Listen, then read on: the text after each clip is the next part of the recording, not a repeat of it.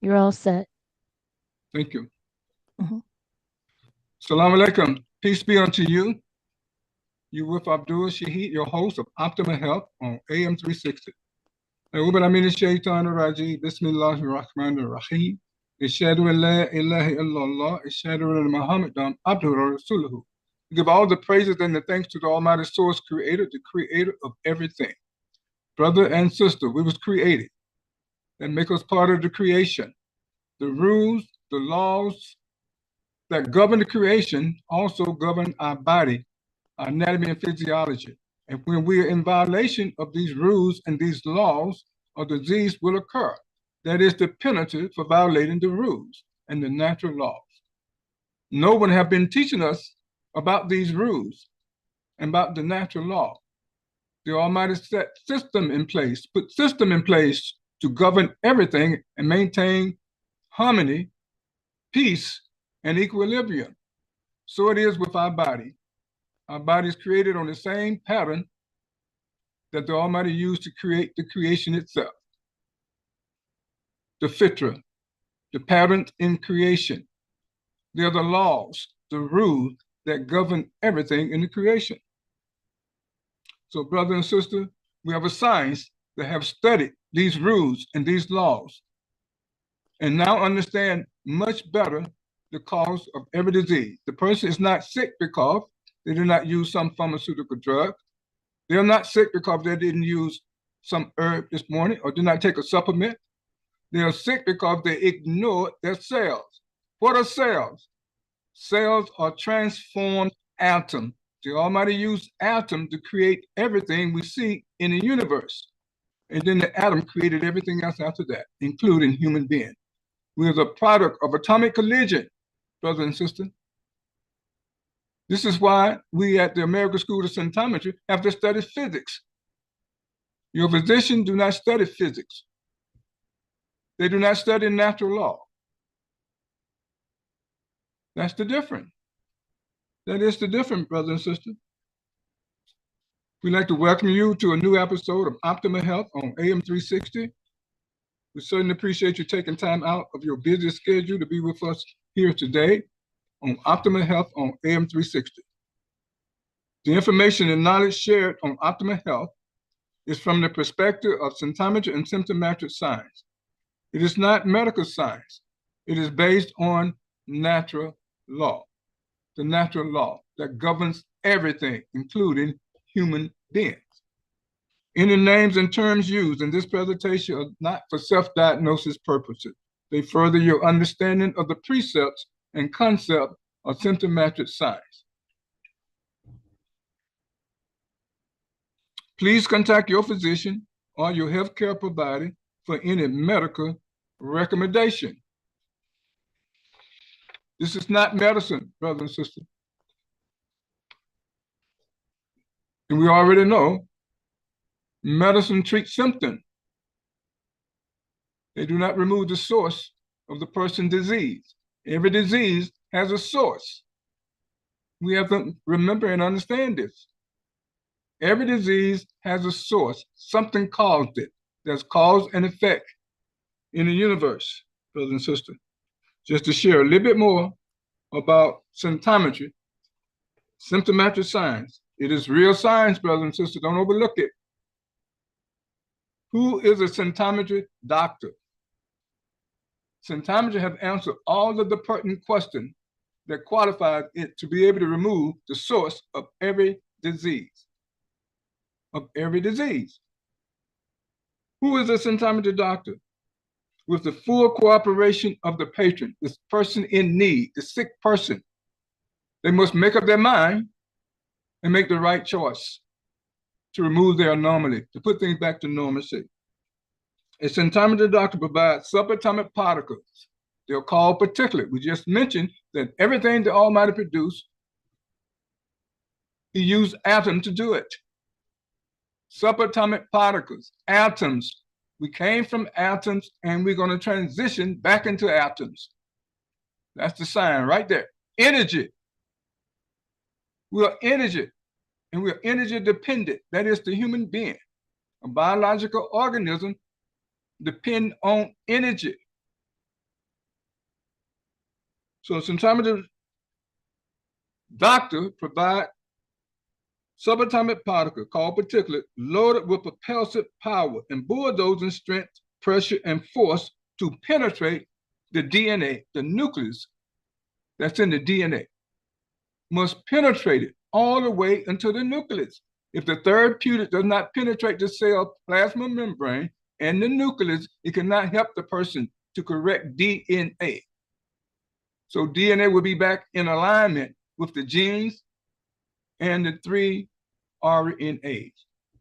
That's what must happen, brothers and sisters, according to natural law and the structure that the Almighty has established in human beings. He put a blueprint in all of us. And we violate that connection with the blueprint.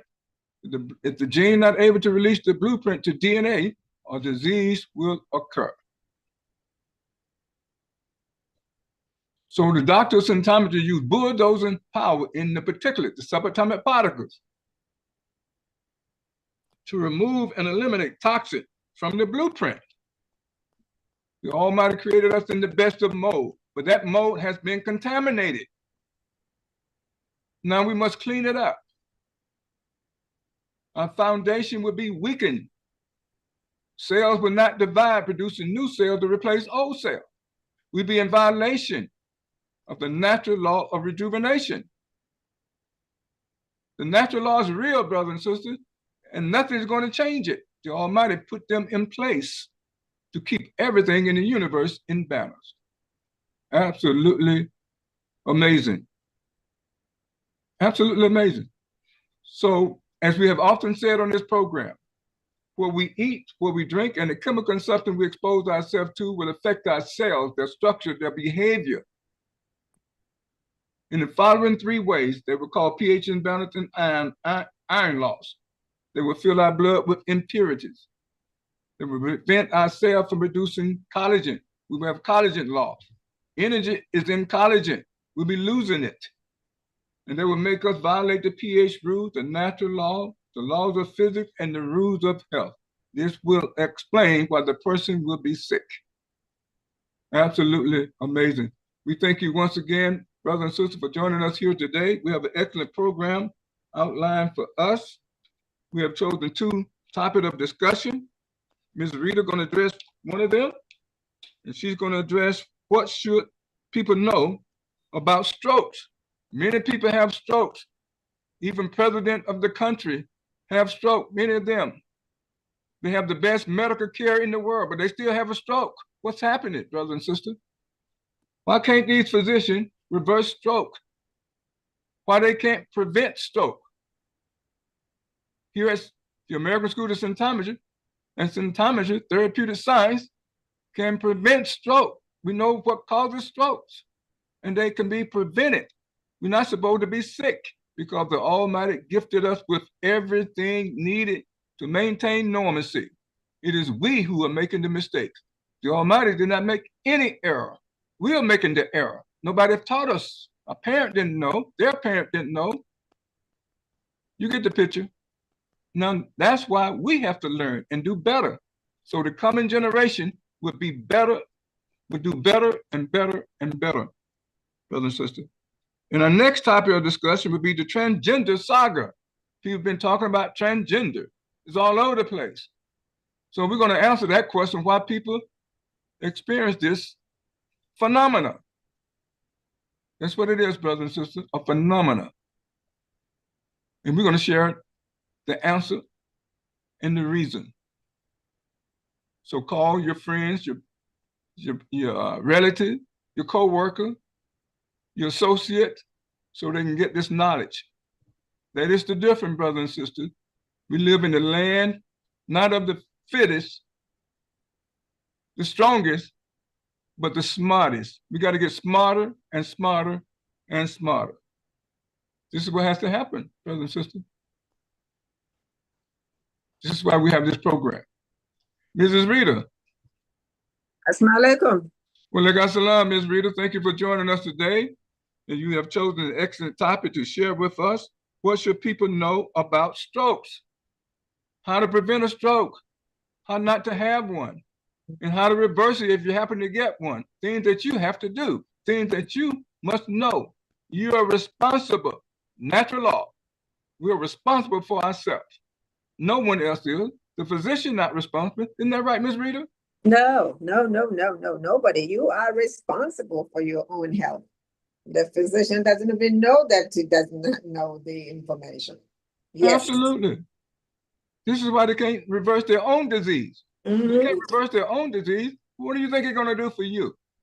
We have to start thinking, brothers and sisters. They treat symptoms. Symptoms not a disease. It's a form of communication. Our body is telling us things are not right. You have veered off the paradigm of normalcy. Now it's your responsibility to restore it. If not, the disease is going to get more and more chronic until your life would be at stake. They give you pharmaceutical, Ms. Rita. Would that solve the problem? Okay. No, it doesn't. As a matter of fact, it takes water away from your body. You It don't zaps need water it. from your body. We're made of water. Yes. 83% of us are we are made of water. Water. These are the facts, brothers and sisters. We did not make this up. These are the facts. We're made of water, and the pharmaceutical will zap water from our system because they contain a kill. And you hear that last syllable, kill? That's exactly what they do. They put it right in your face. And kill you. And a kill is a substance that will remove hydrogen from the person's cells. The cell will not be in the position to produce water, so they're going to be dehydrated. What can they do? Nothing. Then the cell will not be able to produce heat, thermal energy. In heat, thermal energy, that's magnetic force. That's electrical energy. So you have three energy right there that you will eliminate from the body. We are energy dependent. We are sharing facts, brothers and sisters.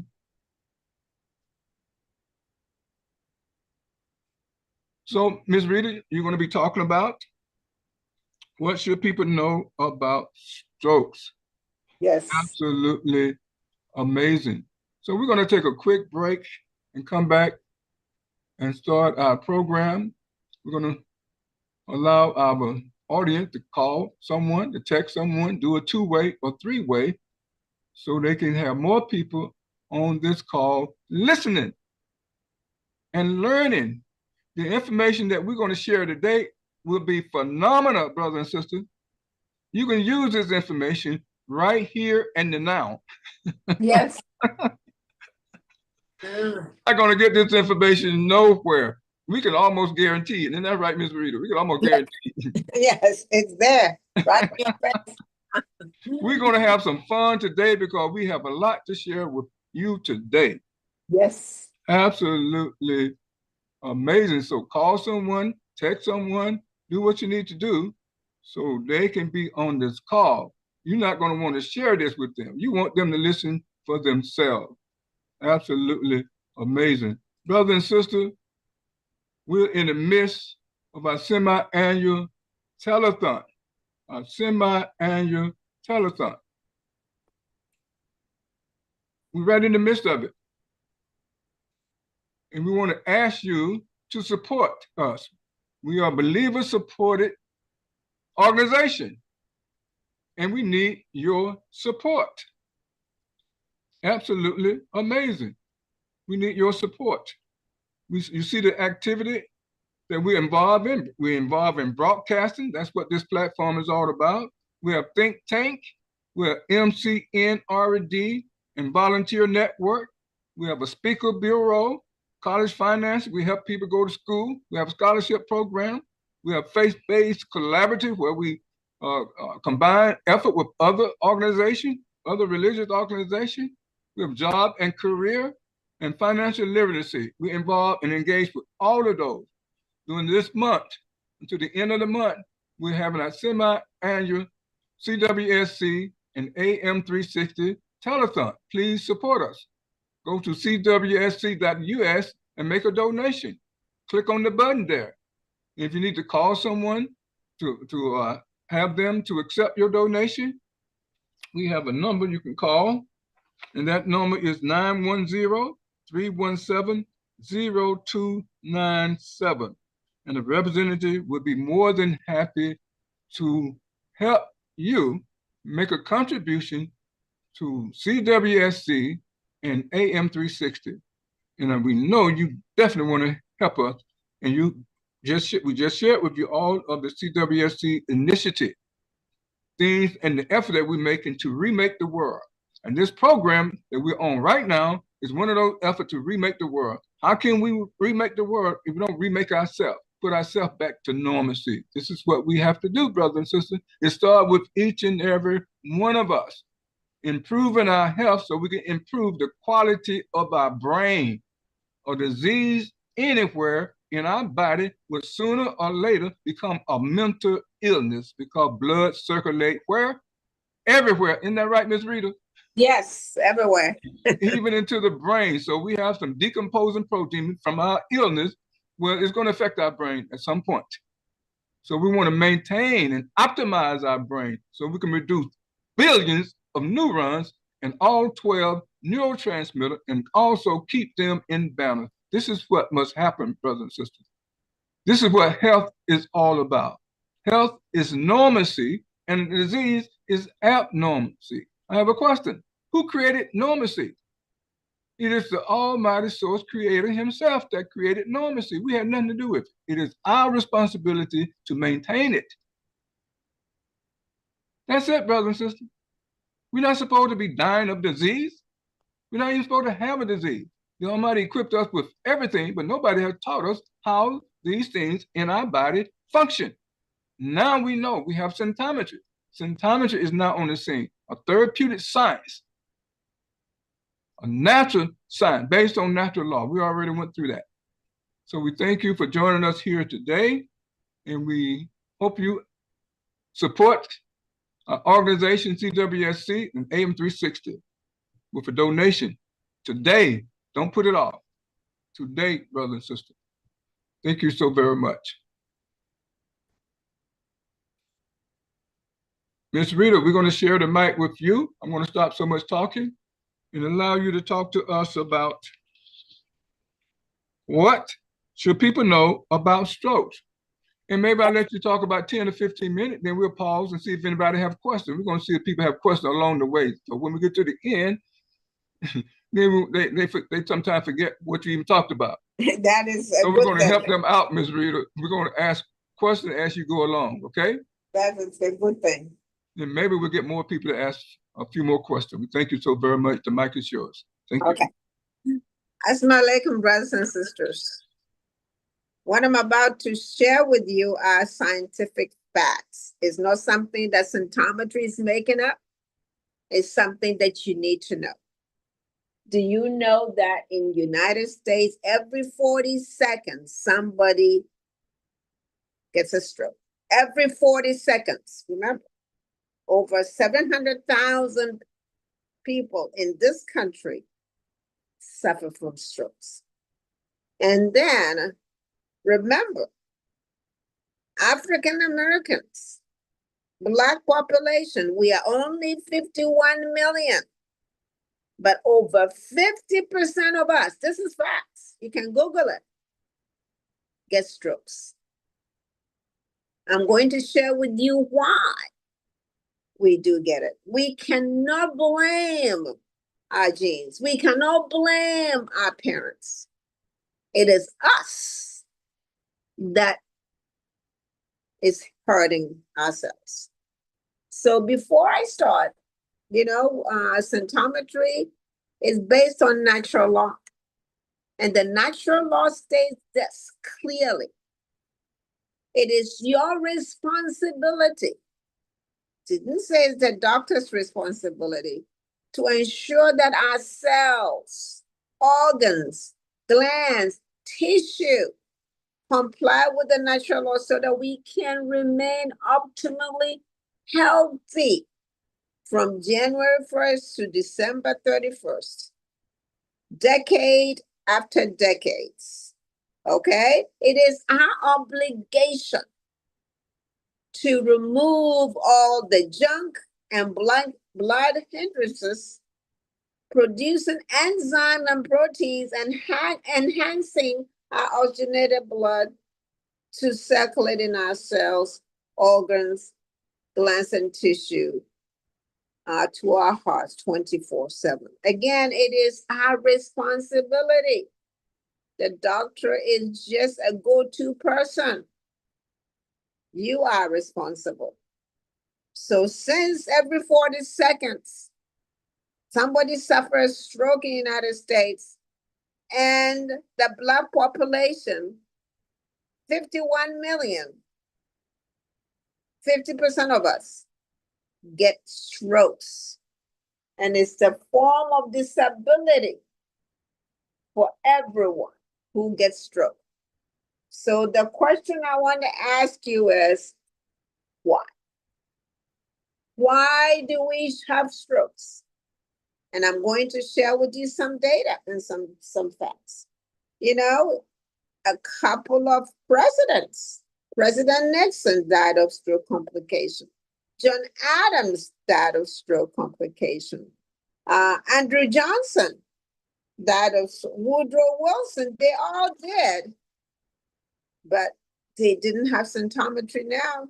They didn't then, but we do have symptometry now. So, what are we going to do about it? Again, as I said, you and I are responsible for that. I don't want to hear that, because of our genes. No, no, no, no, no. It is what we're doing that is causing the strokes. And I'm going to lay down some markers for you so that you can share with your family members, your children, your grandchildren, why African Americans in particular, 50% of us will suffer some kind of stroke this year before the year is out. Don't say that you don't have health care. That's the reason. No, no, no. It doesn't have anything to do with that. It has to do with you, the kind of food you are eating, the kind of oil you are cooking with, the kind of salt you're cooking with, and how you cook your food, all that stuff. The water you're drinking. What kind of water? Do you even drink water? Do you know we are made of 83% water? And some of us don't even drink water. Instead, we'll drink some water with sugar in it because water doesn't taste good. Okay, so symptometry just is providing us with the facts and data so that we cannot bury our head and say, oh, well, it's our parents' fault. No, it is not. It is your fault. It is my fault when you get a stroke. It is not your parents' fault. Okay? So, why are we going to be talking about? I'm going to talk about why we have strokes. And this applies to everyone. And I'm making a particular point because as an African American, I'm sick and tired of us dying from stroke and blaming somebody else for that. Let's take responsibility for our own action because your health belongs to you. It doesn't belong. When you go to the doctor, you should be armed with facts and say, this is what I know. What are you going to do to help me? If they don't give you the answer, you said, I'm going to seek a second opinion and I'll come back later. Come to symptometry and we can reverse anything that you have. Again, symptometry is not for everyone because there's some heavy lifting you have to do. Are you ready for the heavy lifting or you're not? If you're not ready for the heavy lifting, then you're not going to succeed. You have to be all in 100%, all in. And if you're all in, you will see the results also. Okay, so let's talk about vitamin K in our colon. Okay, the strain of colon bacteria produce vitamin K, which unravel blood clots, decimating these colon bacteria with antibiotics. How many of us take antibiotics on a weekly basis. Anything happen to you, the doctor said, oh, take this antibiotic for a week. Oh no, you are destroying your vitamin K. You are destroying your vitamin K, because when you destroy vitamin K with antibiotics, it takes about 5 years for you to build it up. Do you know? But when you go in, they say, "Oh, I have a D infection. I have this infection," and they say, "Oh, let's give you antibiotic," and you regularly go to the pharmacy and get it. Do you know what you're doing? You are destroying vitamin K. How many people are telling you that? And it will take you 5 years to build it up. So for the meantime, in the 5 years, what are you doing? You are not producing vitamin K, something you need in your body. Okay? There are vitamin K supplements that are being sold in the health center or the vitamin shop. They are bogus. They don't do a thing for you. Okay? They do why? They do not unravel the black clot in a petri dish in the lab. Yes. Aspirin, the 90 milligram that you're told when you go to the doctor's office and say you need to take the aspirin, is good for a short period. It's good for a short period. If you decide to take the aspirin every day like the doctor tells you to do. The doctor told my husband, you need to take, my husband was a doctor. And then, she said, that guy said I should take this. And I said, no, I'm taking it for only 3 days. Why? Because that they've been taught in medical school that they're not supposed to take pharmaceutical drug, but they tell you and me to take it every day. Why? That's a lie. But it does not even do the job it's supposed to do. Because aspirin have a salicylated salt in the human body, unravels the desmonas to cause ulcers. Okay? So they cause ulcers, but they won't tell you that, but you continue to do it and take it, and then you have ulcers, you don't even know where it comes from. Okay? The ulcers that happens when you take this aspirin will cause a burning sensation, which is now called UTI, if it's in the urethra, or acid reflux. How many advertisements do you see about acid reflux? Okay? If it occurs in the GI tract, in the stomach, in the esophagus, or the throat. So when you get the burning sensation, it is the fact that you taking this aspirin that is causing ulcers. And then you go and get the thumb. They tell you to take that, and you take that. You are killing yourself softly. Pharmaceutical drug, regardless of who tells you to take them, it should only be done temporary. That is it. If you take it for a long time, you are causing havoc. Why? It removes water from your body. And as we started, we are 83% water. And if you remove it, how is your cell going to function? You ask me, you ask the doctor, and they wouldn't even have an answer for you. So the aspirin they tell you to take it for a couple of days and dump it. Because if you take it for a long time, the side effect will be ulcers. And you're going to be singing the song, tom, tom, tom, tom, because people think that's what they need. It is what your body has caused. Okay? So you will have a problem. So aspirin has a short-term advantages. But if you continue to take it for months and months, I told you what will happen to you. So does physicians know about this? Do they really know about it?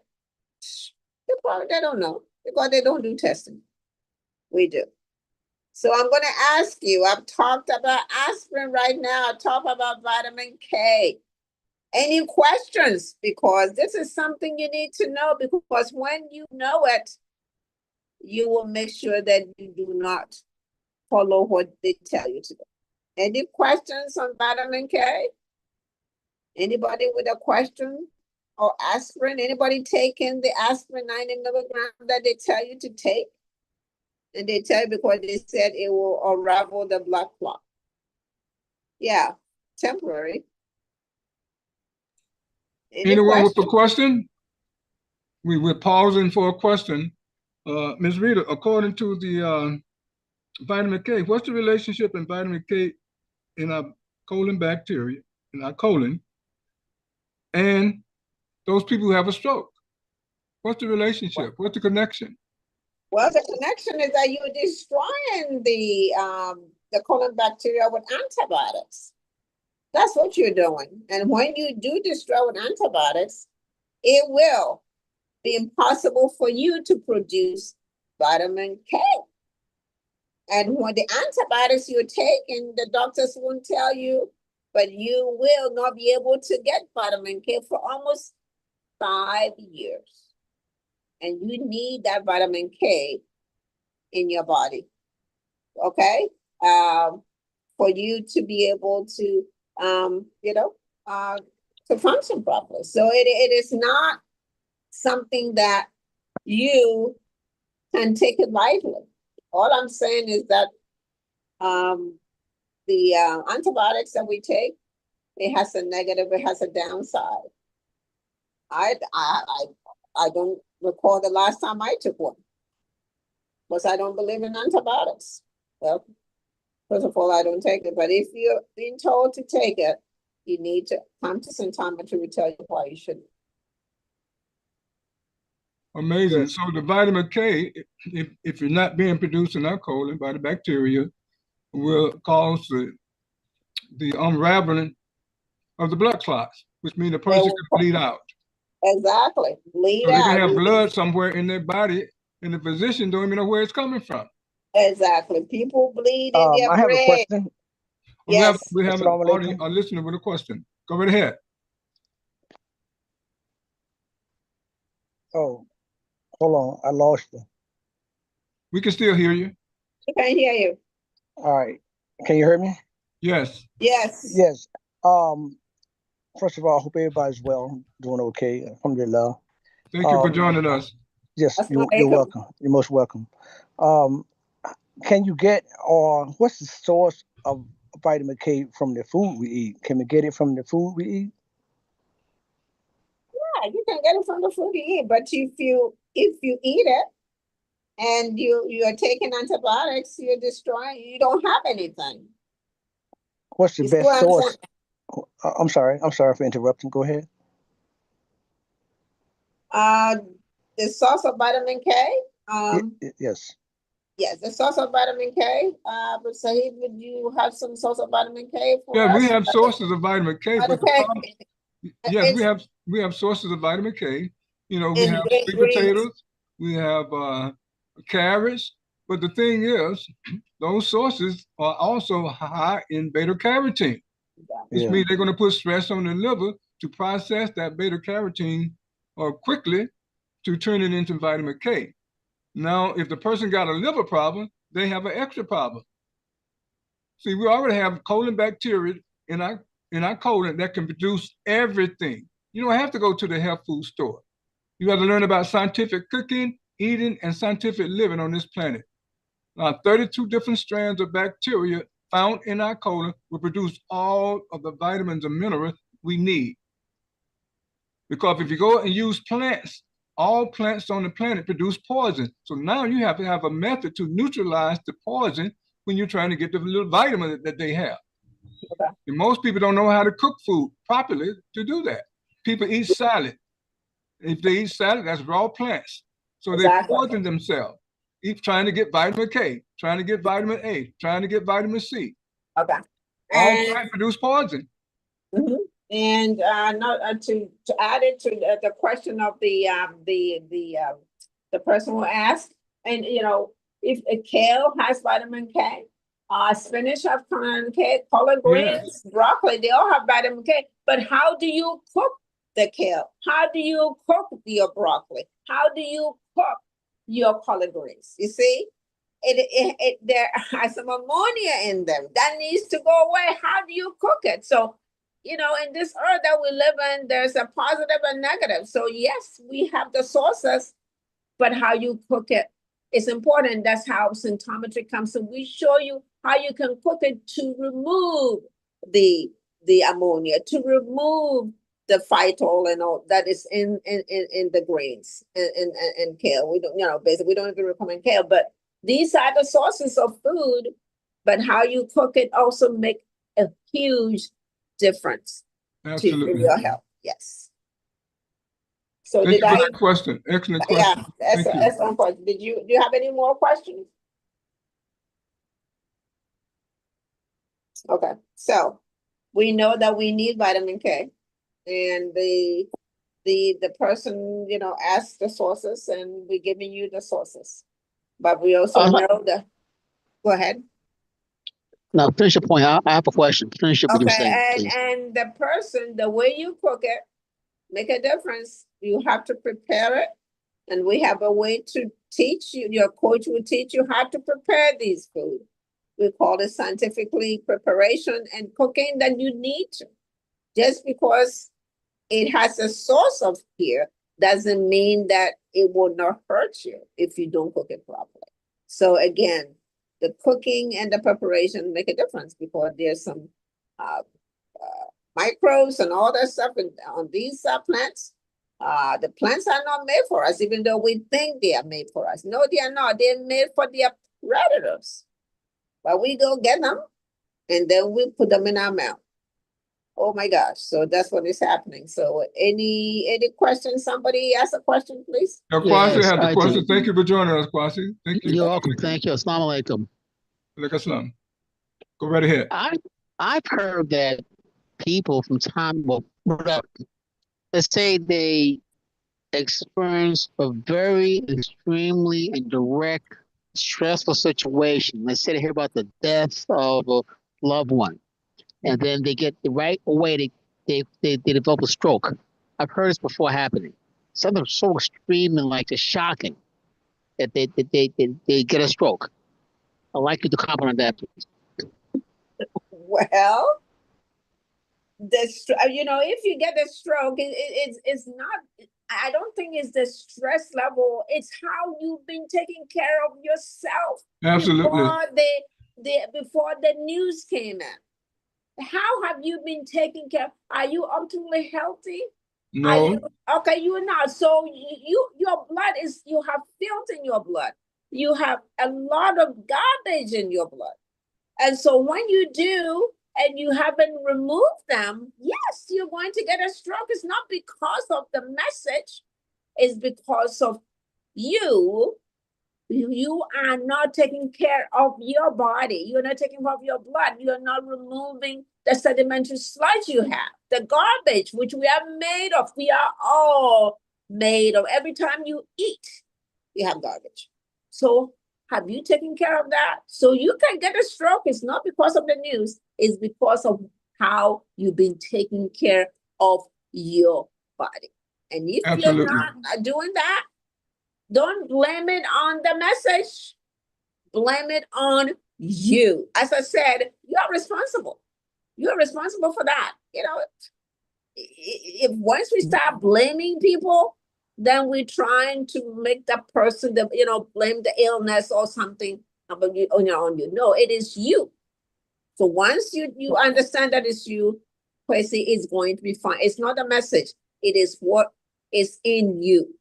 What kind of garbage have you removed? And what? I understand that, but what happened to that person that at that moment, something happened to the nervous system, something shut down, something just collapsed. At that moment, it shut down. Yeah, go ahead. They had a stroke. I understand there was a buildup to this, that because of the bad habits, it made it more amenable to get a stroke. But something happened, that extreme stress. Here's what happened, Brother Kwasi. They lost something. Something was lost. Yes, here's what happened. They were born with weak collagen. The mother did not prepare them to live on this planet. That's what happened. Yeah, exactly. They had low-grade collagen. It doesn't take much.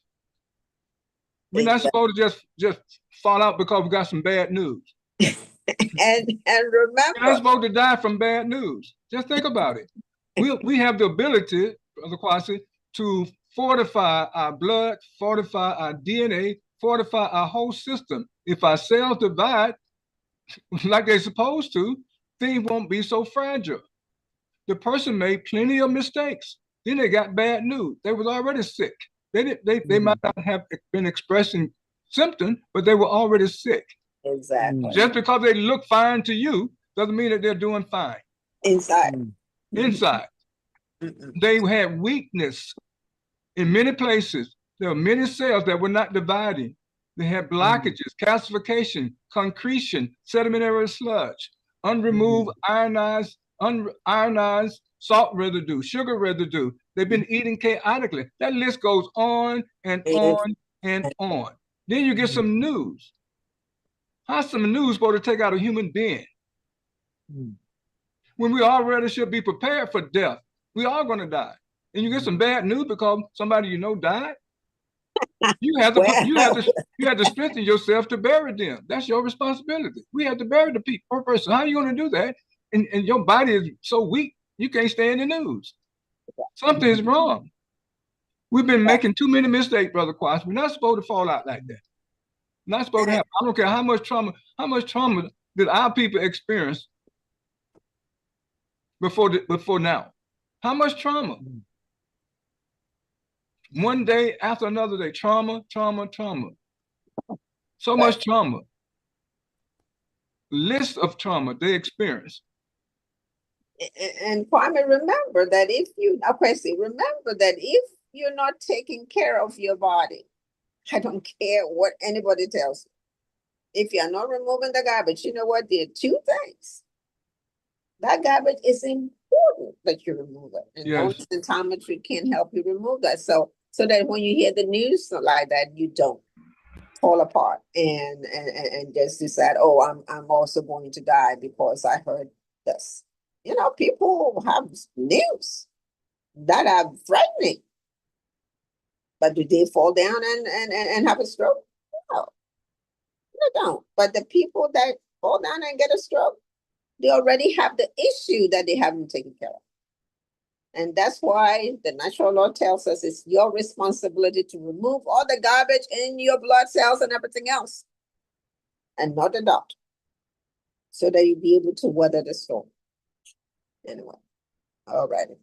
We're built for life on this planet. We're built for life on this planet. We have to know this. We are built not just survive, but to thrive, make progress, improve the life. Microbes not supposed to take us out. A virus, bacteria, fungus, protozoas, worms, parasites, they're not supposed to take us out. We can build resistance against these things. But we don't fortify anything. We just allow our body to just keep falling apart because we do not have the knowledge to do it. No one has been teaching us before symptometry. It has not happened. We've been making more and more mistakes. We're thinking herbs and food is our salvation. No, they're not. And taking supplements. No, they make matters worse. Well, all I can say is that you are responsible for your health. And that health comes through symptometry. Because you know what? Before I came to symptometry, I thought I was healthy. Me too. I thought I did all the stuff, the good stuff. A runner, did all this, you know, never saw a doctor, whatever. Gee, I was full of garbage, and I'm still continue to clean my garbage. Absolutely. Continue to clean my garbage. So it is my responsibility every day to make sure that I don't add on the garbage, even though I know I have it, to have less of it, and making sure that I'm ionizing my blood with particulate that will help me with that. So the question was great, but it is your responsibility. The news really was just a sideshow. Okay, so anyway. Ms. Rita, one other question for you before you move on. Yes. A lot of people eat cheese, all kinds of cheese. We all have eaten pizza loaded with cheese. What is the problem with eating cheese and a It, stroke? What's the relationship? it has Need to know. Ficin. It has Ficin in cheese. Okay? Ficin. Ficin, Ficin in cheese. Yes. And that is something you need to avoid. I used to love cheese, believe me, because I didn't know any better until I came to St. Thomas and I found out that, gee, Ficin is not good for me. It doesn't, it slowed down my blood. I don't need that. My cheeks were like a little angel, big and chunky.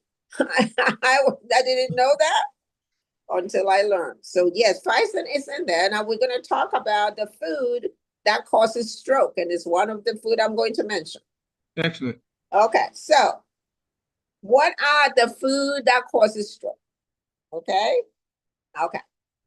We have figs, Figs. Figs are something a lot of people is out there. People eat them all the time. And even if Muslims eat figs during the Ramadan, season. I mean, when you have Ramadan, they have to eat figs. Well, that's more dates. It's more dates. Or dates now. Dates. Well, we all like dates. But you know what? It is one of the food that you need to watch out for. Okay, so I mean, yes, I know taste is great, but you need to make sure that you know what you are living on this earth, and you know the ups and down of it. So you decide how you're going to take care of that. Unripe papaya, people, unripe papaya. I don't eat papaya because it doesn't taste good to me. But it's one of the food, I mean, especially partially ripe papaya. I mean, they are not good, but people have to eat it because you say it have good taste. Well, it is something that you have to decide on this toxic planet. You have to make a choice. Do I want to live here or do I want to leave? If you want to live here, then you're going to have to make sure that you are eating the food that will not cause you to have this stroke, okay? Because Ficin that I talked about, it blocks the blood clots inability to unravel. Unravel. If it cannot unravel, it turns into a thrombus or embolus. And I'm going to explain what it means. A thrombus is a blood clot that forms in an organ and will not budge, making it obstructive. That's only symptomatic can ionize that to get it out of here. Okay? And then the embolus is a blood clot that circulates. There are two of them, embolus or thrombus. It circulates. It can get stuck in any part of your body, the capillaries. It can be in your ankle, your joint, your wrist, elbow, hamstring, hip flexor, and gluten. So these are the things you need to worry about. But how many of us think about it when we eat the food we love? Okay? Hey, I'm no saint, but I'm just telling you these are facts. And facts are something you can fight against. Okay? And getting a blood clot in your joint and muscle fiber could paralyze your leg, your arm, and freeze them. Okay? And that's how Ficin causes your susceptibility to stroke. So, cheese, you have to learn to live on this earth. I stopped it cold because when I found out that it's not doing that for me, I did. But you know what? Symptometry can ionize it for you so that you can be healthy.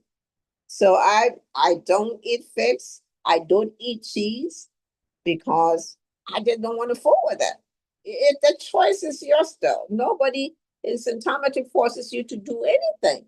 You have a choice. The way you want to live, that's up to you. I decided, hey, I'm not going to fool with it because I fooled with it before I came in here. I want to live. I don't want to have a stroke.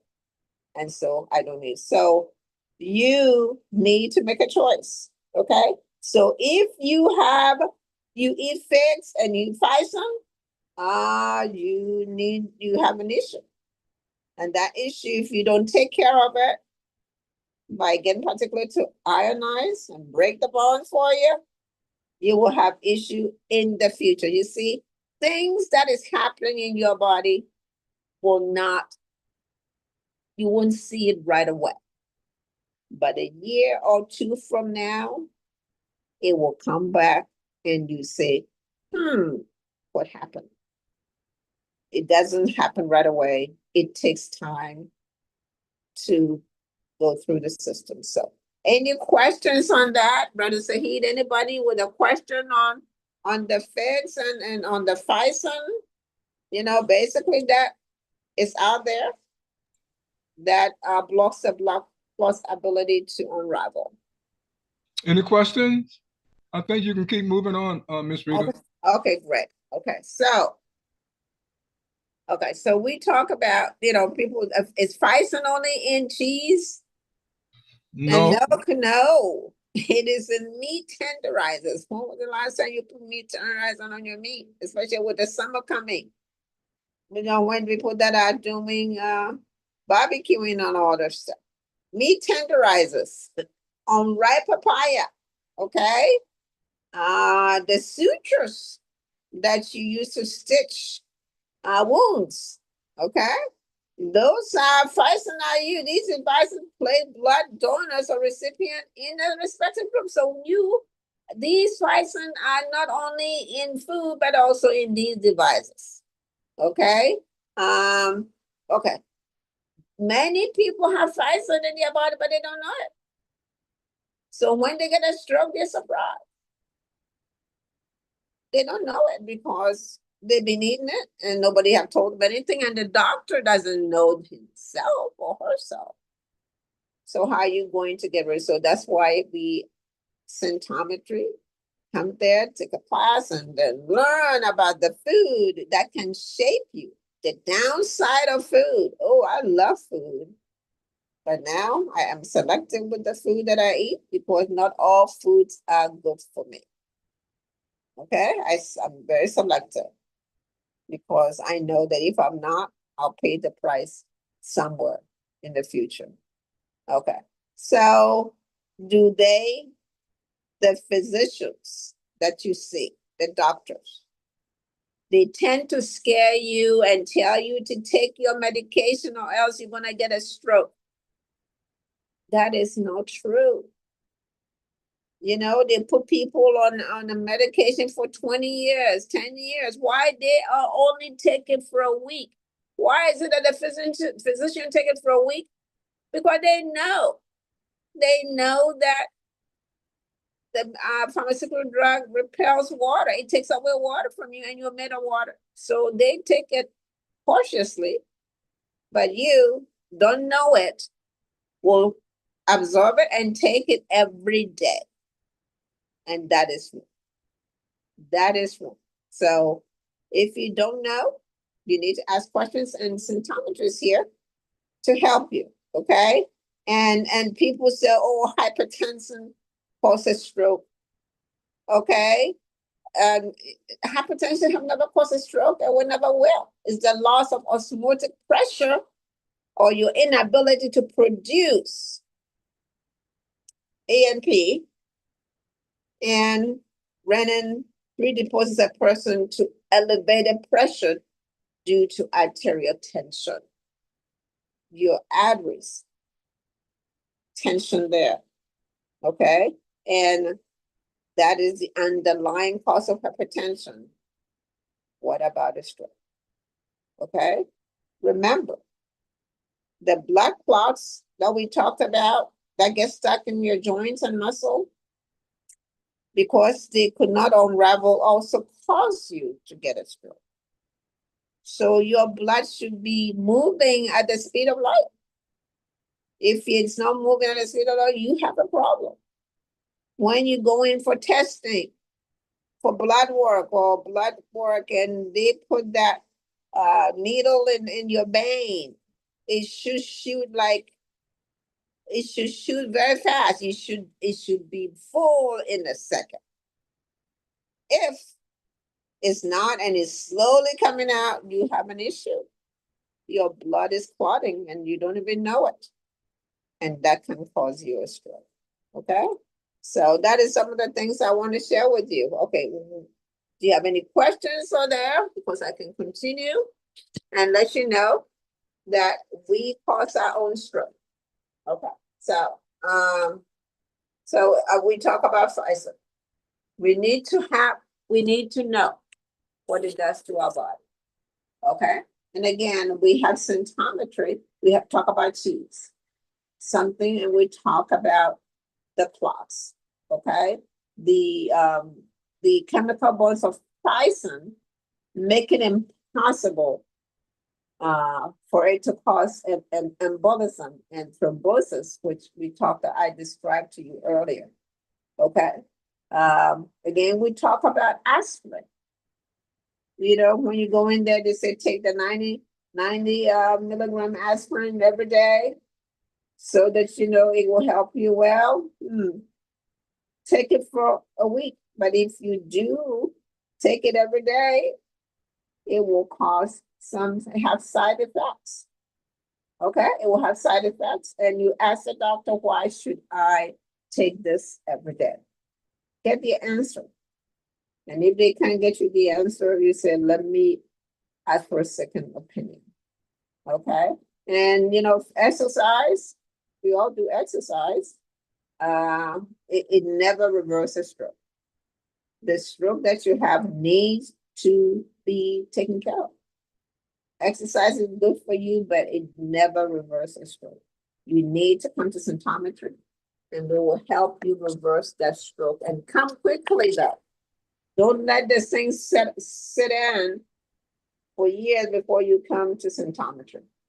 Okay, we can only help you if the conditioning have not set in. For example, if you have a stroke for 2 years or more, we will not, you will not qualify for symptometry assistance. So as soon as you have the stroke, come to symptometry will help you reverse it. Yes, we will help you reverse it.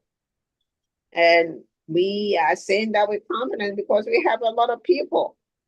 We have the particulate that break the bond, okay, of Bison and reverse the cell lockdown that you have. That is blocking everything. You need to come to symptometry. We will reverse it, break the bonds to help you so that you do not. Ms. Rita, we have a hand raised. Sister Yes. Lala, salam alaikum. Thank you for joining us. You can ask your question. Yes, yes, wa alaikum salam. A friend of mine had 3 strokes. She's in a coma now. She's 30 years old. Oh. So absolutely amazing. She broke all the rules. Exactly. This is what happened. She broke all the rules. Sister, I'm and look how telling young you, she is. Ms. Rita, look how young she is. See, age has nothing to do with health. anything. Absolutely nothing. No, age have nothing to do with anything. Is what kind of food your 30 years have been doing? That 3 strokes? The first stroke, you should have known there's something wrong before 30. Before 30. The second stroke, what kind of food am I eating? What kind of oil are you eating? What kind of oil are you cooking with your food? Okay, all these things, you need to know that. And that is one of the things. Cheese. Are you eating cheese every time? You go to the Burger Kings and all the burger places and you lapping all the cheeses and stuff? Huh? Like that. It's all that. So that young lady at 30, if she's out there, how long has she had the stroke, sister? Did you say she's in a coma now? She's in a coma now? Yes, sir. Yes, about 3 weeks now. Is it medical-induced coma? Coma? No.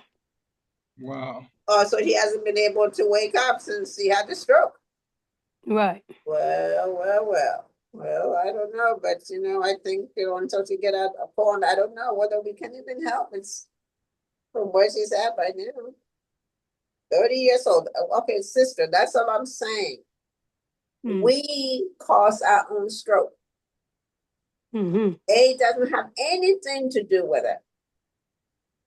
What kind of, how are you preparing your meat? How are you preparing your vegetables? What kind of water are you drinking? Are you drinking soda galore? Soda have nothing but sugar in them. Okay? So they're feeding her intravenously? Yes, probably. Yes. She's only 30 years old. This is what happens when you get to the point you cannot take care of yourself, and you have to have a feeding tube or IV. Mm-hmm. And All the medication that they're giving her are working against her. We're Yeah. made of cells and Mhm. blood. Mhm. All of the medication will have blood impurity. They will have a kill in it. Yeah. Even the IV will have a kill in it. It will constantly remove hydrogen from her cells. It is. So that is a terrible situation. So if you happen to Yeah. wake up and become active again, where she can participate, because she's not in a position that she can participate with her own healing. You have to be in a position to participate. You have to be able to at least be alert, because the person has energy. They have to be able to make the right choices. Mhm. She's not able to make any choices for herself. No. Medical Right. people are making all of her choices. Mm-hmm. This is a bad way to be in, but it's an example for us to learn from. Mm-hmm. We're not supposed to have a disease. We have everything we need to prevent them. But if we keep breaking the rule, the penalty is a disease, Mm-hmm. and including death. Mm. Yeah. So I mean, let's pray that she'll come out of this coma. Because Yeah, she's we 30 years are. old, she can pray out of this coma. Yes, ma'am. See what happens, because I mean, right now there's nothing anybody can do, for her until she get out of the coma. And the best doctor, the best symptometry doctor in the world cannot do anything because she cannot participate. Mhm. The person must be alert enough to participate. It's Exactly. not like showing up at the office and say, okay, heal me. That's not how it works. You have to be fully engaged. The sick person must be fully engaged. Exactly. So that's why we have to be able to pay attention to ourselves, pay attention to our body and not ignore them, because that time is going to come if we continue to ignore ourselves. When the shotgun blast goes off, we get those minor warning and we don't do anything. Why? We have time. Sometimes we have 10 years, 20 years, 30 years before things will happen. Exactly. So she had issues for a long time. She started when She she was. ignored them. The cells always warn us. They always let us know something is not right. But we don't correct the problem. We go to the wrong people. We go to a physician that knows nothing about natural law, and all they know is pharmacology, surgery, and those things. And remember, sister, any symptoms that you find in your body is telling you have a problem. You have a problem. When you have a symptom, regardless of what it is, you have a problem. It's the beginning of a disease. But if you say, it's going to be all right, well, it will fester and fester, and before you know it, you have a full-blown. That is why it is your responsibility to come to symptometry and say, hey, I have this symptom. What is it? How can I get rid of it right away? Because health is wealth. And we tell everybody that symptometry is not for everyone.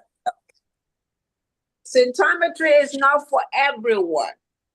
Are you willing to do the heavy, even when she comes out of it? And she's 30. Are you willing to do the heavy lifting? When we say heavy lifting, are you ready to prepare your food? Are you ready to cook with the right oil, the right kind of oil?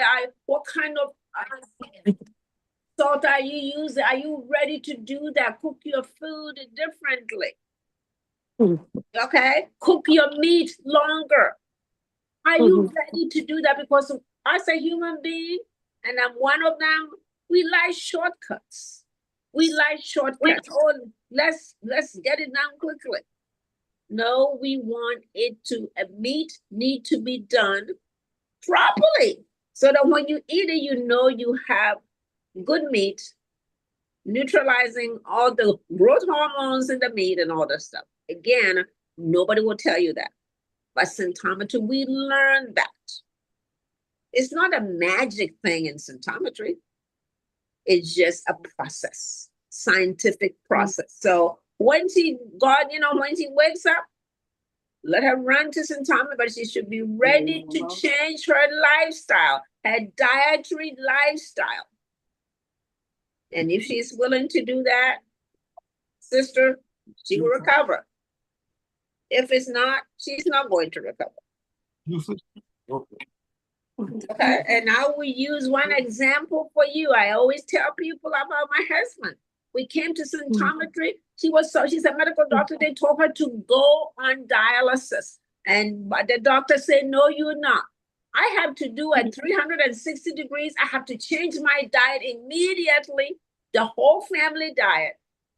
And within 6 to 8 months, my husband was healed, no dialysis, because I was ready to take the steps. I was ready to do what the doctor is telling me, not shortcuts.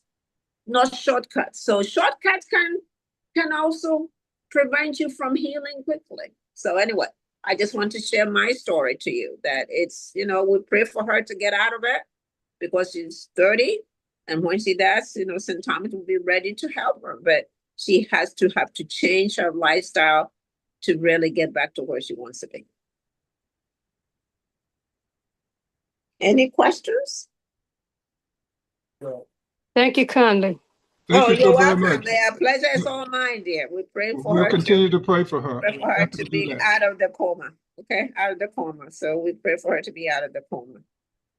Yeah. Anybody with that questions here? Ms. Rita, you mentioned exercise. I didn't hear you.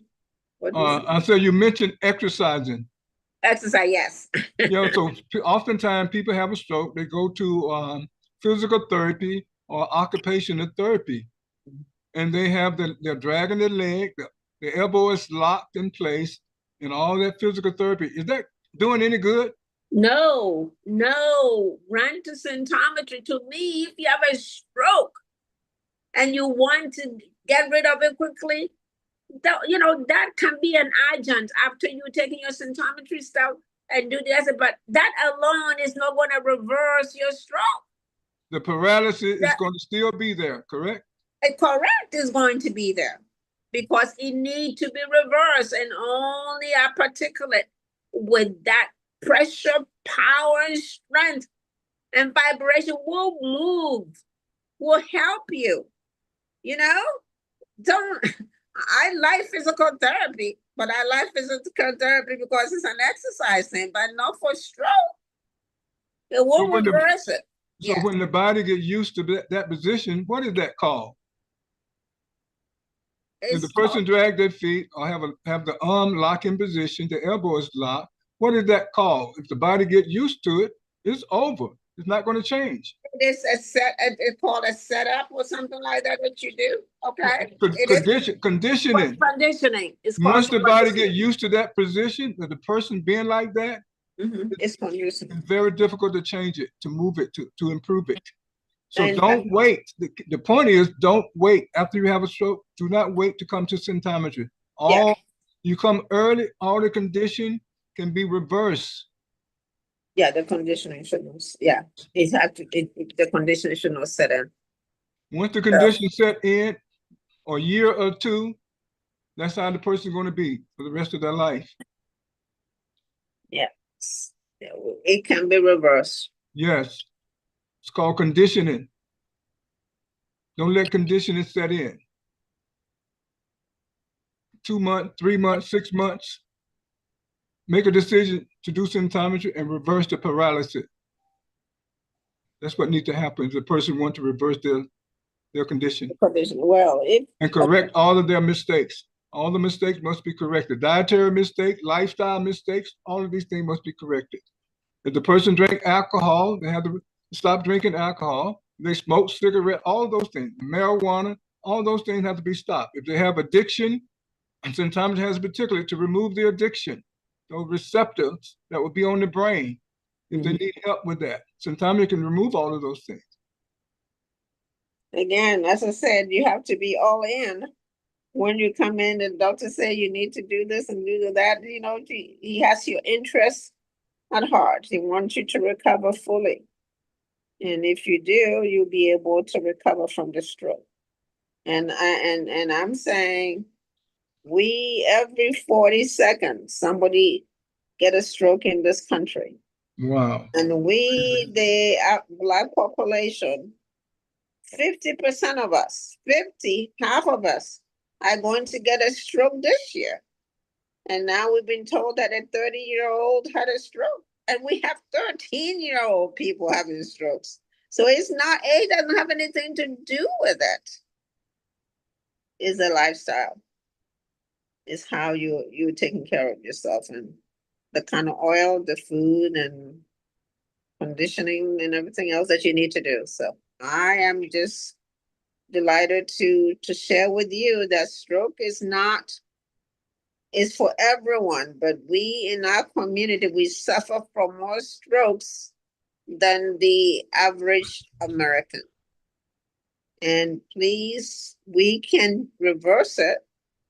We can change it if we are willing to change our lifestyle, our eating habits, and everything else. We can reverse. There's nothing that cannot be reversed.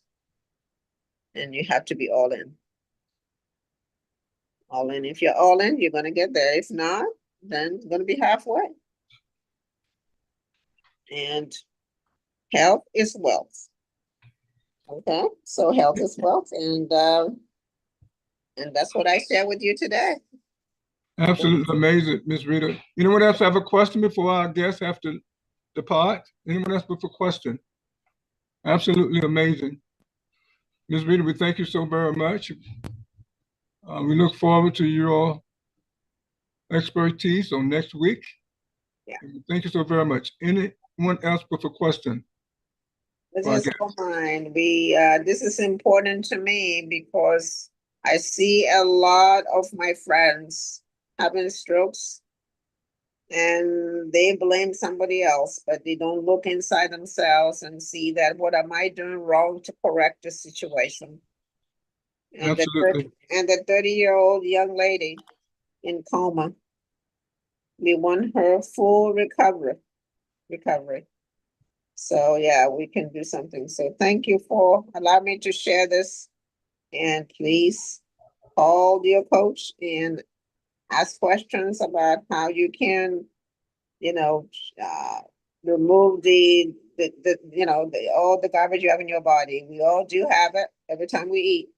And you can start now. You don't have to wait till you have the disease. You can prevent these things from happening to you. Assalamu alaikum. Walaikum salam, Ms. Rita. Thank you so very much for joining us. That was an excellent job. All about stroke, what people need to know about stroke. Brothers and sisters, we're going to take a short break and we'll be back and we'll continue. We have our next topic that we're going to be discussing, the transgender saga. If you have questions about transgender, we're going to be answering those questions today. And we're going to share with you the scientific reason what's happening. We're going to explain it scientifically. We're not going to add religion to it. We're not going to add spirituality to it.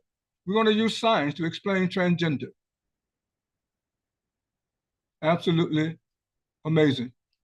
Brothers and sisters, we're right in the midst of our semi-annual telethon. We'd like to ask once again for your support to remind you that during this month of June, we are having our telethon, semi-annual telethon, from June 1st to the 30th this month. We're asking everyone to donate to support our worthy institution. And we see them on our screen. We're sharing our screen. If you have your screen up, you should be able to see it. We have the different initiative, broadcasting, think tank, MCNRD, and volunteer network, speaker bureau, college financial aid, faith-based collaboratives, jobs and career, and financial literacy, and others. Our best contribution is $9.99 per month, automatically from your checking account. You can cancel at any time. That's just 33 cents a day to make a contribution, so we can continue to remake the world. There's so many different programs, brothers and sisters, that we offer. And the whole effort is to make this place a better place for all of us. We're making our mark, making our effort. So if you have to use the telephone, you can also go live at cwsc.us, click on the donate button and follow the prompts, or you can make a call at 910-317-0297, and a representative will be there to assist you. You can also put a check, money order in the mail, the old way, the old-fashioned way, and you can send it to CWSC, make it out to CWSC, and mail it to CWSC, Marina Village, 4905 34th Street South, number 185, St. Petersburg, Florida, 33711-4511. We thank you for your support. Brothers and sisters, we thank you for your support. Thank you so very much.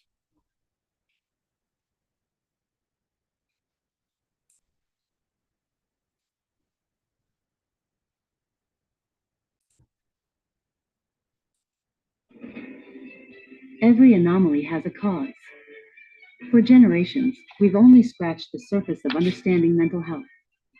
Dr. Maxwell Marty, using the pioneering science of symptometry, delves deeper than ever before, catering to the needs of cells and blood, not just symptoms. With a fresh new approach, uncover the building blocks of your health. Redefining health science. Discover the underlying causes of mental anomalies. The book that's changing everything we know about health. Available now. Take charge of your health journey.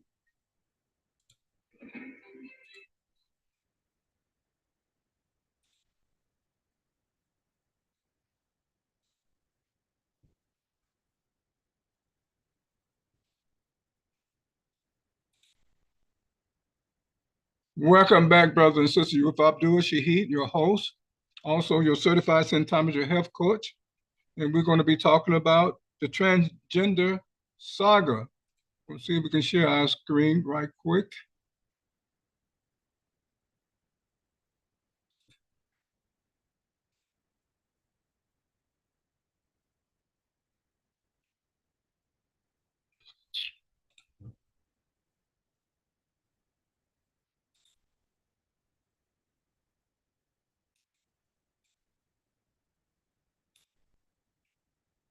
Yes, the transgender saga, brothers and sisters. We've heard a lot in the recent decades about transgender. And we're going to take the bull by the horn and tell the truth about this transgender nonsense that has caught the world in this raging storm. And we're going to ask the question, who is responsible for bringing transgender babies into this world? We all start off as babies. When the sperm fuses with the egg and life starts at conception. In symptometry, we have to study all of the different stages and what happened. We have pregnancy management program at the American School of Symptometry and Symptometric Science, preparing the mother to have a healthy, perfect baby. Most women who want to have a baby knows absolutely nothing about what it takes to have a baby. So they make mistakes, brothers and sisters. We make mistakes. The father must have a strong, vibrant sperm to ignite life.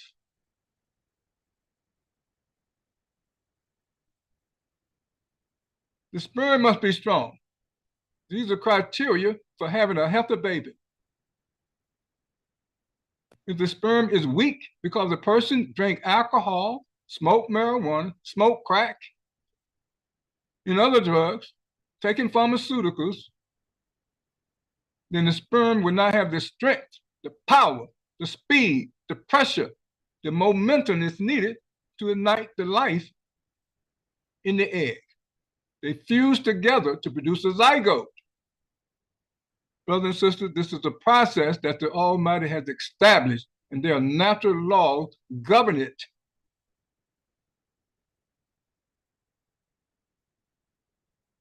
No one has to tell the cells anything. The specialized cells, the special fibroblast called trophoblast that builds the baby, step by step by step, in 3 trimesters. So what mistake was done by the mother? The Almighty did not make any mistake. He has a blueprint to create a human being. And he put a system in place. And that system is perfection. It's perfected. So if abnormally occur, it is because of human error. This is what we must know, brothers and sisters. This is what we have to learn, because we violate the rule and the natural laws.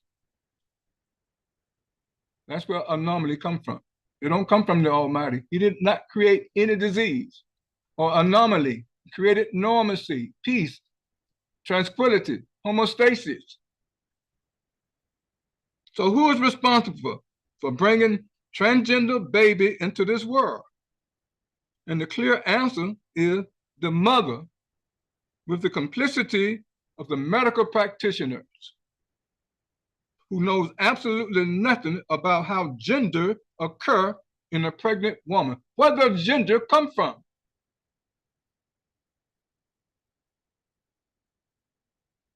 How is gender determined?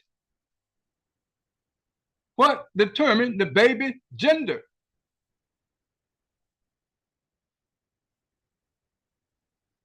The mother should know before she has the baby. Before she's thinking about getting a baby, she should know what it takes to prepare her body to deliver and produce a baby. Chaotic eating produces a weak baby with a weak foundation, low-grade collagen, based on what the mother is eating. It is the mother's responsibility to produce high-grade collagen that we're made of. That's protein, human protein, brothers and sisters. This is what's happening. If she make mistakes and exhibit chaotic eating, think she can just eat anything that she have a craving for, that would be a big mistake. If the mother is craving all kinds of crazy concoction, she needs to see a symptometry doctor to prevent craving these things. That is not normal. It has been happening for so many centuries that we think it's normal. It is not. It's abnormal, brothers and sisters.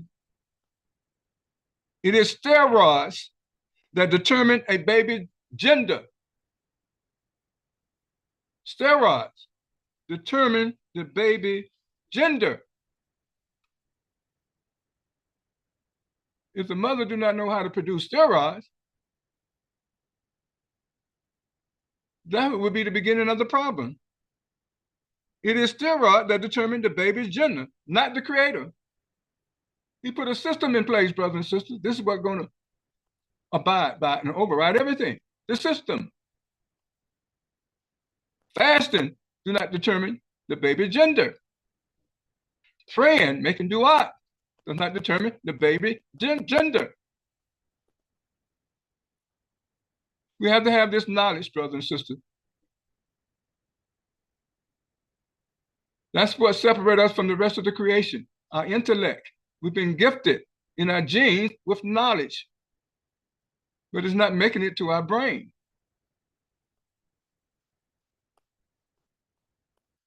This is what's happening. Steroid. What is a steroid? It is a hormone made in our body from cholesterol, not from peptide. Peptide, digested protein. It is made from a cholesterol. Cholesterol is made from oil, not amino acids. Oil. In our body, brothers and sisters, wherever there's water, there also must be oil. These are the facts, how the Almighty created the human being. Wherever there's water, there must be oil. So steroids are made with oil, cholesterol. What is oil? It is a liquid fatty acid containing a small amount of glycerin. Glycerin is a fatty acid sugar. Yes, oil has sugar. Fats have sugar. It is called glycerin. These are just basic information we should know about how our cells and body function, how it all put together, brothers and sisters. And we wouldn't have all these problems going on in our society if we talk about remaking the world. The human being behavior is controlled by things that we cannot even see. Neurons, neurotransmitter, hormone, steroids. These are the facts. We're the intersection between the seen and the unseen. If we can master and take care of what we can see, the unseen will automatically take care of itself. That is the human brain, the human mind, rather. The human mind that makes all of our decisions. Take care of our brain and keep learning.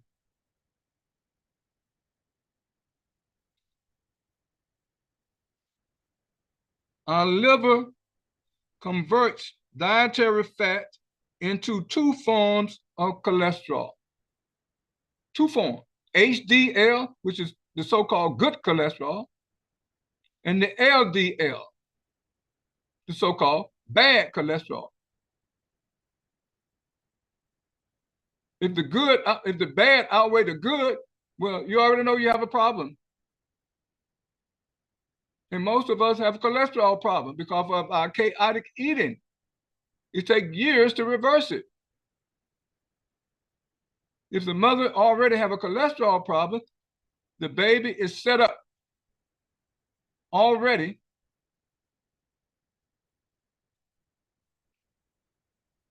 and it could be predisposed for homosexuality and transgender. These are the facts. It's been proven over and over and over again, scientifically speaking. To make a human being, two basic resources must be present in a pregnant woman. Fatty acid and water. We're made of water. We come out of water. And the amniotic fluid proves it, brothers and sisters. 9 trimesters in water. And then we have mothers, women, who don't like to drink water. Absolutely incredible. And when we're made of it, everything is made out of water. And I'm just mentioning, wherever there's water, there also must be oil. Fatty acid and water, and she produces fibroblasts that makes collagen and muscle protein for the baby. Everything about the baby made out of collagen, human protein produced by specialized cells, fibroblasts, in the form of trophoblasts. This is the making of the baby in 3 trimesters. Gender determination. Here's what takes place, brothers and sisters. Listen to me carefully. We're explaining transgender, how gender is determined.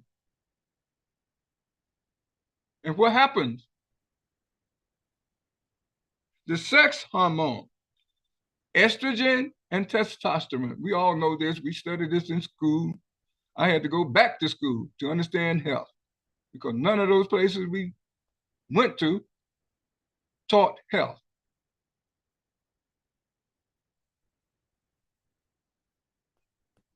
So the sex hormone, estrogen and testosterone that the baby produced will determine its gender, which never changes, brothers and sisters. This process never changes. Which organ use fatty acid to determine the baby's gender? Which organ? Anyone know? The organs that has to produce the sex organ. No. The sex organ hadn't even been produced yet in the baby. It is the adrenal gland that will determine the sex, that will determine the gender. The testes or the ovary come later. So we have to have the gland, we have to have the hormone, we have to have the enzyme. The organ itself comes later.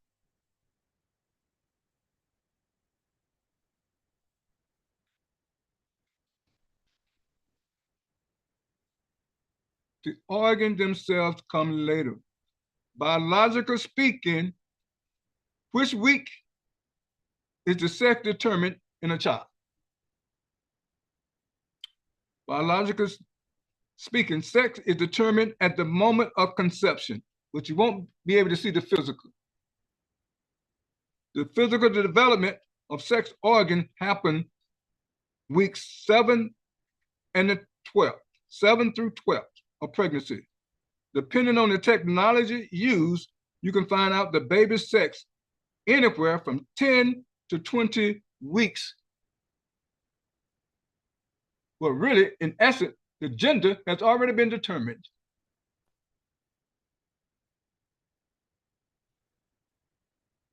Now, here's the problem.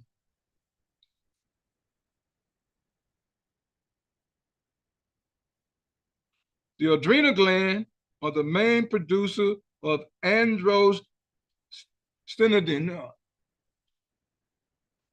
Androstenedione. That is the hormone that the adrenal glands must produce. I'm going to spell it. Androstenedione.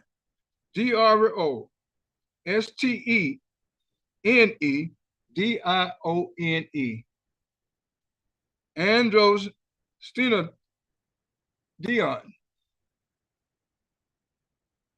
is the name of the hormone.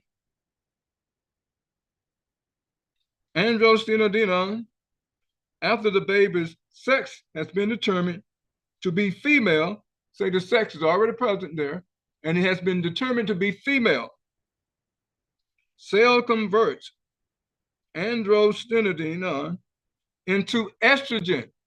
Specialized cells will convert it into estrogen. This is the female child, allowing the baby girl to produce more estrogen and its derivative, female genitalia, ovary, no potential facial hair, arm hair, leg hair, and she will produce breast buds, but less testosterone.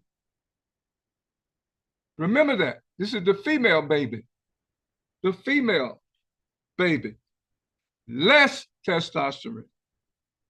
If the sex is determined to be a male, cells will convert androstenedione into testosterone, allowing the baby to produce more testosterone for potential facial hair, chest hair, arm hair and leg hair, etc., as testosterone stimulates more muscle growth while less estrogen is produced.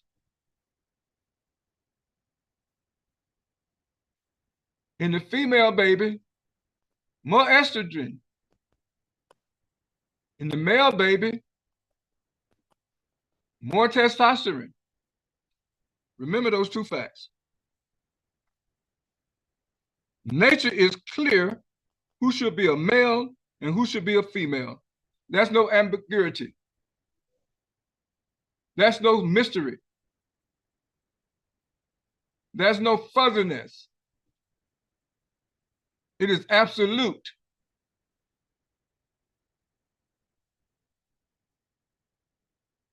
Androstenedione draws the line between male and female, that hormone. Now here's why and where pregnant women mess up big time. And we discussed the oil issue. It starts with cholesterol. Cholesterol is made from oil. We repeat, not amino acid. What kind of oil does this woman cook her food with? What kind of oil is the person cooking with? What kind of oil the person used to cook their food to eat? Does the woman, the pregnant woman, eat nuts and seeds? Does the pregnant woman eat eggs? Does the pregnant woman drink coffee and eat chocolate?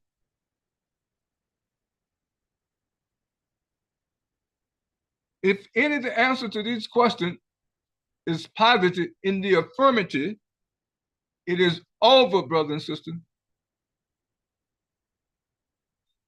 It is over. She should brace herself and be prepared for the outcome of the pregnancy, for that surprise. The baby, she has set up the baby to have the potential to be a transgender. The mother must have a full reservoir of HDL, good cholesterol, to produce these hormones. If not, the line will be blurred. The line will be blurred. There's prussic acid in nuts, the avidine in eggs, bad cholesterol, and ovalbumin also in eggs.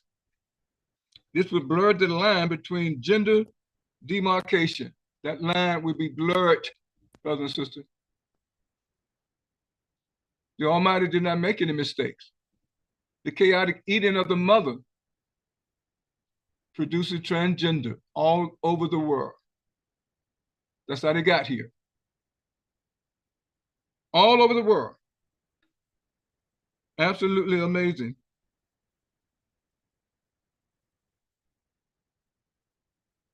That is the line in the adrenal gland, leading to greater uncertainty about the sex hormone that is produced. Less certainty in the sex hormone make the child doubt their real gender. She was born with female genitalia, but she would feel more male than female, or the reverse if the child, if the baby is a boy. Just the reverse. Sex operation, brothers and sisters, sex operation. There's a lot of buzz about sex operation. People want to have sex operation to confirm their gender, who they are, who they really are. Brother and sister, think about this question I'm getting ready to ask. Can a man create a penis and a vagina? Man. So what's the sex operation really about? Only the creator can create a man and a woman genitalia. Only the creator. There's no such thing as a successful sex operation to make a boy a girl or a girl a boy. Can a surgeon create anyone's genitalia? No, they cannot.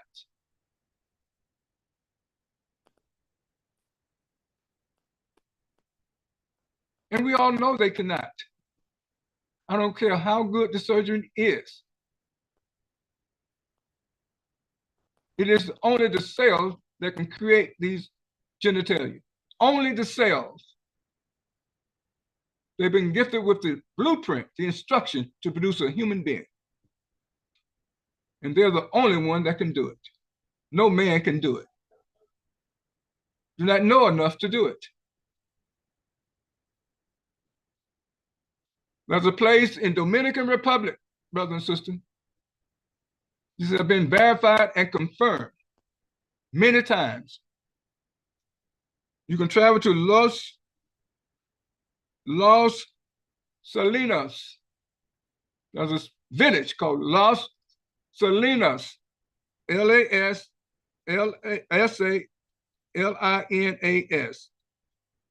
That's the name of the village in the Dominican Republic.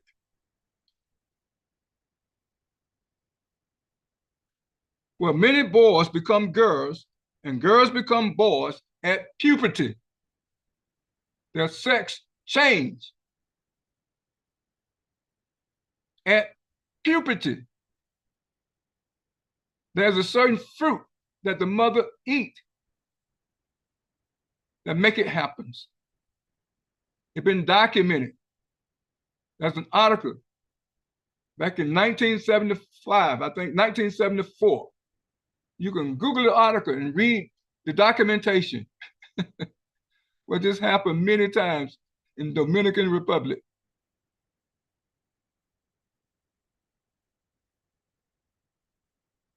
And symptomatic science investigated and did the research as well and determined the cause.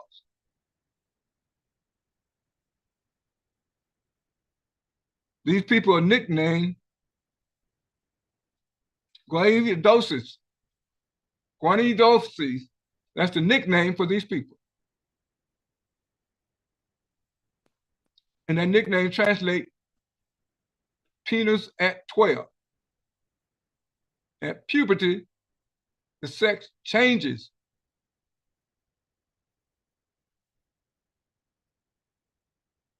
And the nickname spelled, if you want to Google this and do your own research, Guevedos.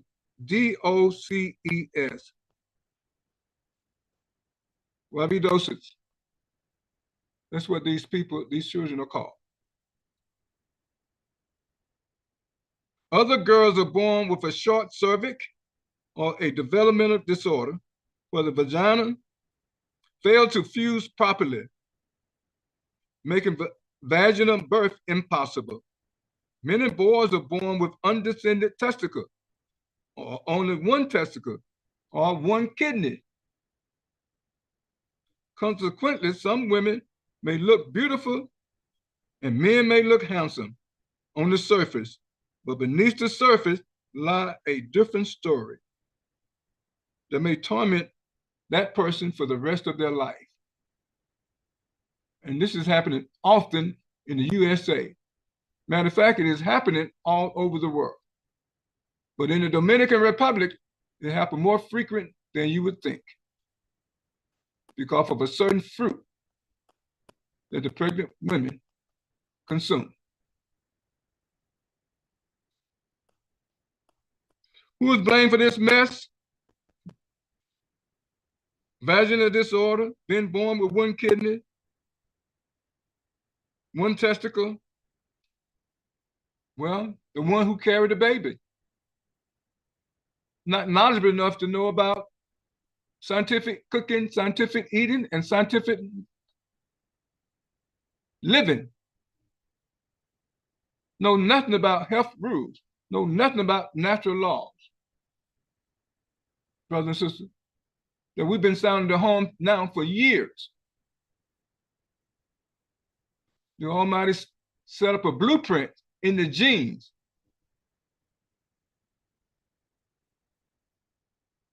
A blueprint, a set of instruction that the gene releases to the DNA. At the American School of Symptometry, brothers and sisters, we have to study DNA science. We have to study human science. We have to study water science. We're made of water. We have to study air science. We have to breathe the air. We have to study food science because we eat food. No physician study these things. We have to study the natural law. If the natural law is violated, a disease would occur. The world have never had symptometry. Now it does. The mistakes that we've been making in the past, brothers and sisters, that we keep making today is the reason why the past will repeat itself. Mistakes are meant to be corrected, not repeated. Not only do we have to correct our own mistakes, if we're going to improve the life, we have to correct our parent mistakes and their parent mistakes, and on and on, all the way down the line. This is what we have to do to ensure that we don't repeat their mistakes. For if we repeat their mistakes, we're going to get what they got. This is how the past repeats itself. It's not supposed to happen, but this is what happens.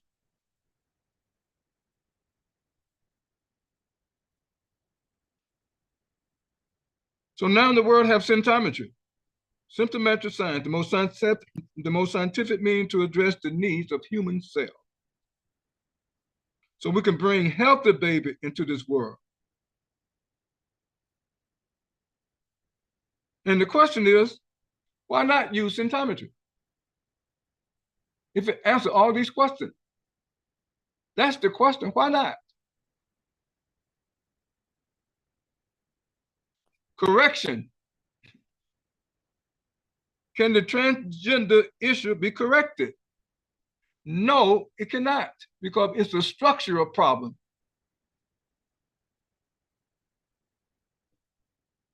Once the mother makes the chaotic mistake when it comes to food, it can't be reversed. It's a mechanical problem. It's a structural problem. No one could correct it. It now becomes a non-reproductive lifestyle that a person must live with, and the society must deal with it.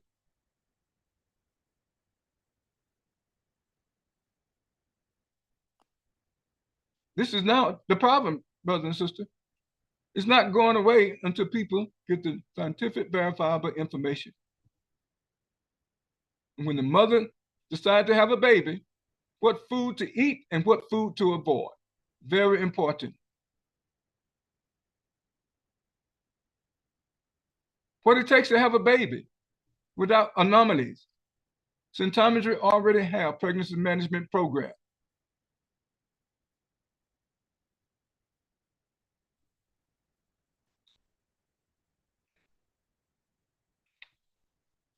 These children, these people are going for counseling, brothers and sisters. They're going for counseling.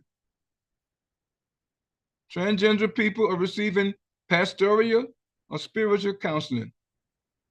What is that going to do?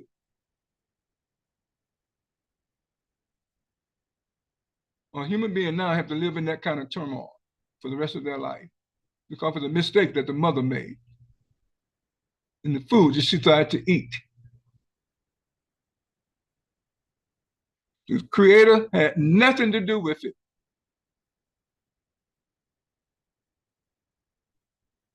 I know some people there might not be able to accept what I'm saying. The creator allows things to happen, brothers and sisters. It is we who have to get smarter. He put everything in us to have a perfect child. He has the blueprint, the instruction.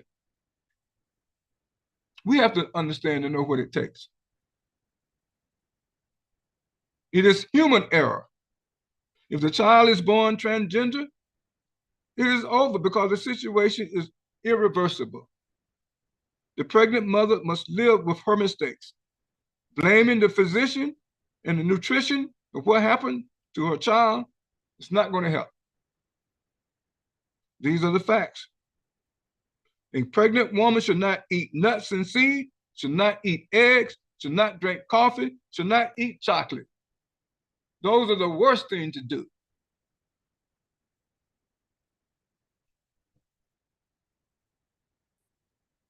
You can say, oh, well, I don't believe that.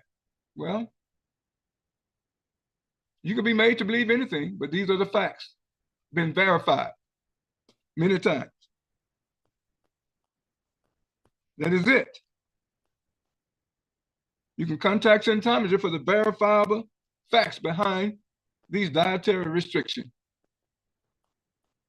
Why you must avoid them.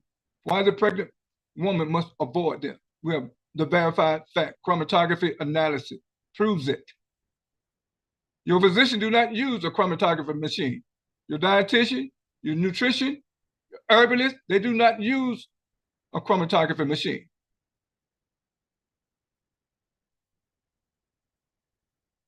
They haven't looked into an egg to see the avidine, the ovalbumin, avidine that deactivate enzyme. It shut down B vitamin, niacin. It shut it down, biotin. It shut it down. Most enzymes are produced with B vitamin. They are cofactors for producing enzyme. If the cells do not produce the enzyme first, nothing happens in the human body without an enzyme facilitating it or speeding up the process.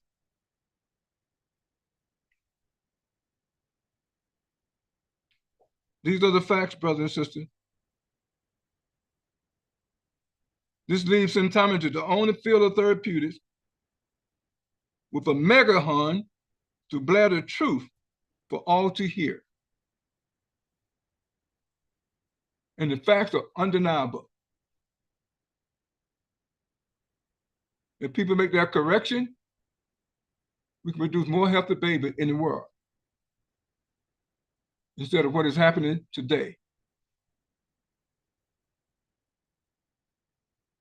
People eat food cooked with avocado oil, peanut oil, lard, tallow, and other questionable oil. Should beware of the dire consequences because they will find it difficult to produce steroids, hormone, oil, fatty acids. Pharmacists love it when people can't produce steroid because they will make laboratory-made steroid available for prescription to the physician. And of course, they do not function in human. They're man-made. They do not function, brother and sister, in human. And these drugs will hurt patient even more. Mark my word.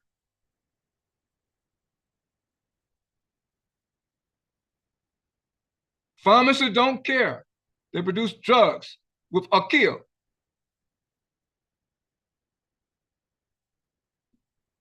Yeah, that may sound harsh to some people, but these are harsh times that we live in, and the truth must be told.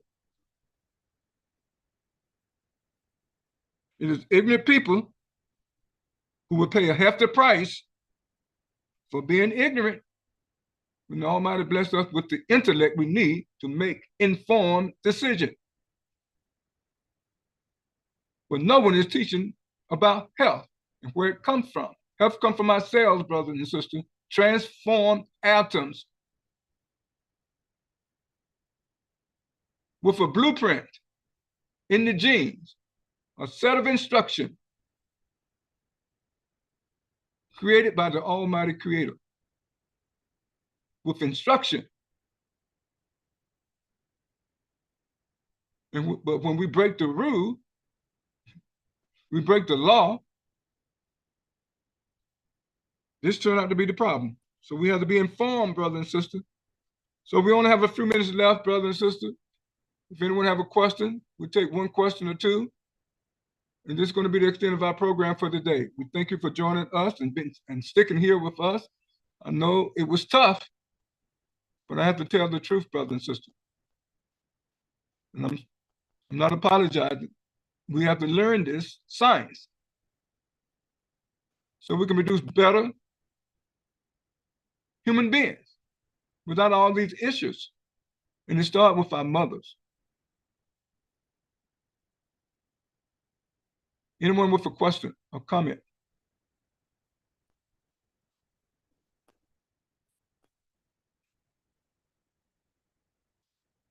Don't all speak at once. I'm not going to hurt anybody. I just talk tough.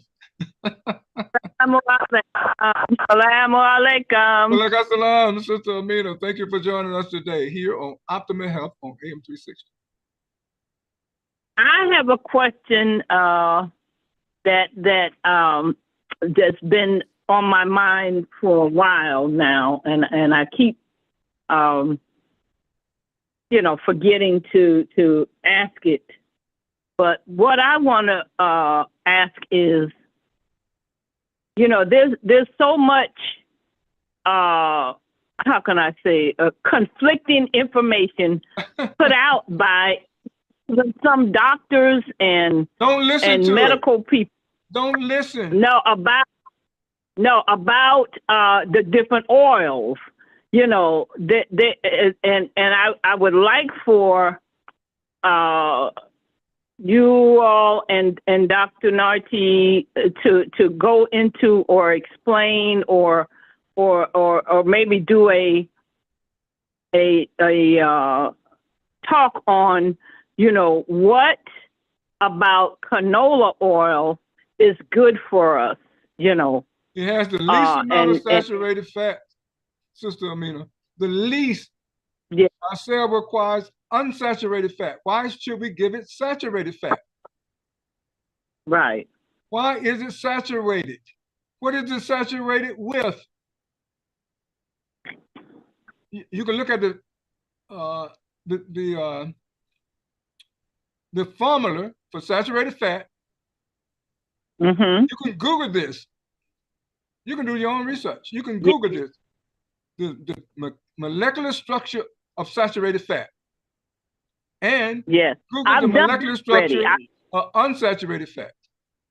And you'll see the difference. But what I want, I just want, because I've switched to, ever since, you all understand how you can verify it, how you confirm it.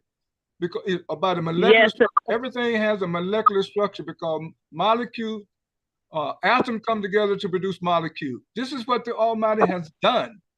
He structured everything based on this pattern. And another way to test it, you take the different oil, you get a small paper cup, pour some different oil, peanut oil, olive oil, avocado oil, and you use the best of canola oil. Yes. Put them in a cup and put them in the freezer, not the refrigerator. Place them in the freezer and see which one come out still liquid. That will tell you the best oil. Yes.